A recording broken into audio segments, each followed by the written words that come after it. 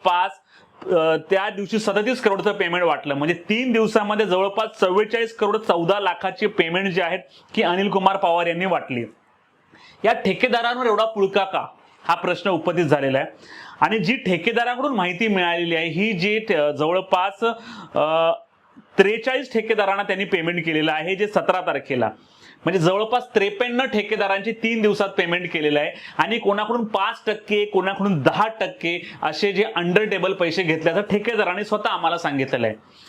आपण जर टक्केवारीचा हिशोब लावला, अनिल पवार यांनी 44 करोडचं पेमेंट केलेलं आहे आणि आपण 5% पकडू, 10% मी पकडत नाही, आणि 5%च्या हिशोबाने जर हिशोब केला तर अनिल कुमार पवार यांना किती मलिदा मिळाला असेल?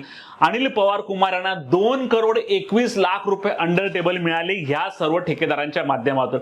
म्हणजे जाता जाता सुद्धा अनिल कुमार पवार यांनी असा काही सिक्स मारला की 2 करोड 20 लाख रुपये ते घरी घेऊनच गेलेले आहेत।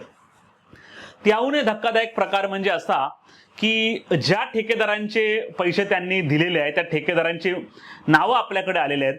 म्हणजे एक जर पाहिलं 17 तारखेला द्वारका कन्स्ट्रक्शनचं पेमेंट केलेलं आहे आणि जवळपास द्वारका कन्स्ट्रक्शनचे 5 पेमेंट, म्हणजे 5 द्वारका कन्स्ट्रक्शनचे 5 वेगवेगळ्या ठिकाणी कामं चालू होती आणि या 5 कामांचे 3 करोडचं 1 शॉट बिल त्यांनी दिलेलं आहे।